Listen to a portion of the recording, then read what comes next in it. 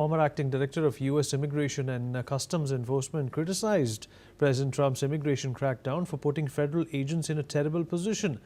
Sandweg argued that ICE and U.S. Border Patrol agents trained for border operations are now being deployed in urban areas like Chicago, where their tactics may not be suitable.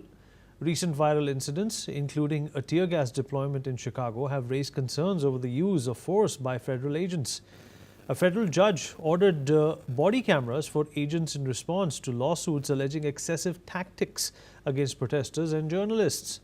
Sandweg emphasized that agents are trained for high-risk border threats, not urban confrontations, which may lead to escalating tensions.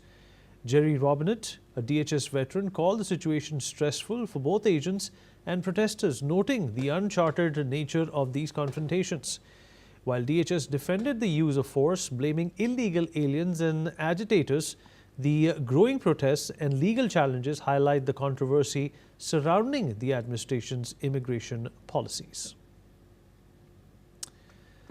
Matthew Vadum, American journalist, with us on the broadcast. Matthew, of course, the people who are supposed to be cracking down illegal immigrants at the border, if they are put into cities to do something similar, then it's obviously a massive shift in energy at the wrong place. And that is why this is a big concern. Well, that was the allegation made by Mr. Sandweg, who was who's a Democrat, an appointee at ICE during the Obama administration.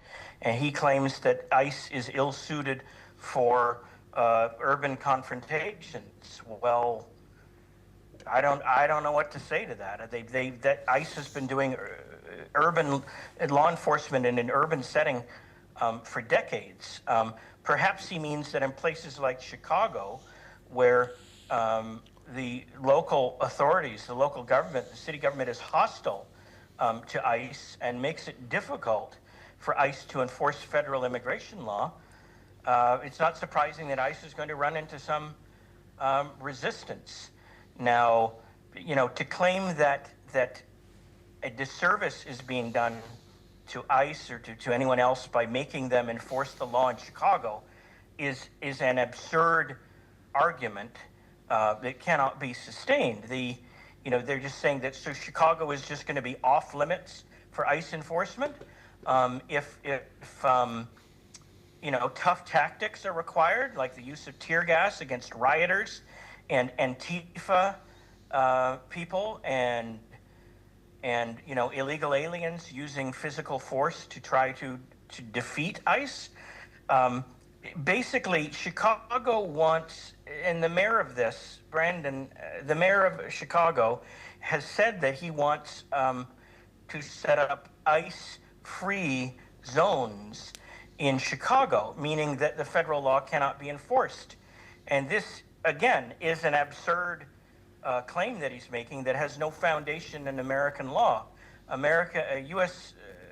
immigration law takes precedence over state and local laws, and you can't just say, the two levels of law can coexist beside each other, but you cannot say that the federal government cannot come in to the city of Chicago and enforce federal law. That's just crazy.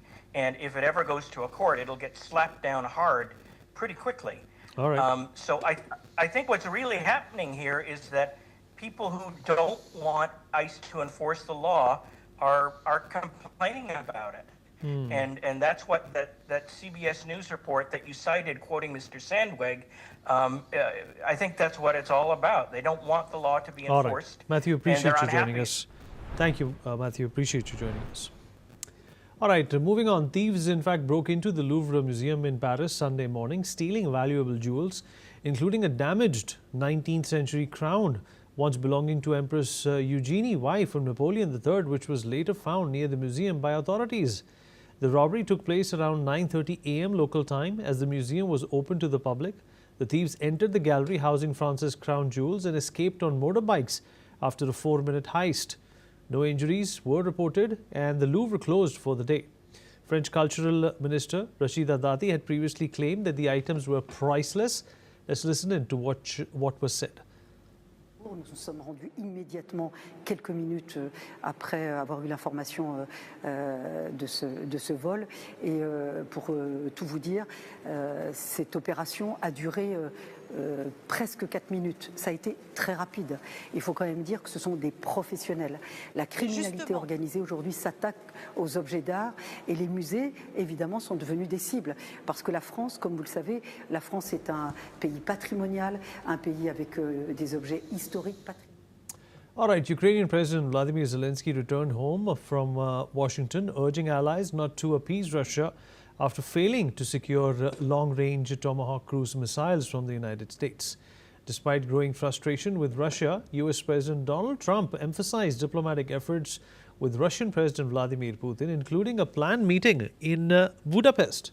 Zelensky urged Europe and the U.S. to take decisive steps in supporting Ukraine and holding Russia accountable.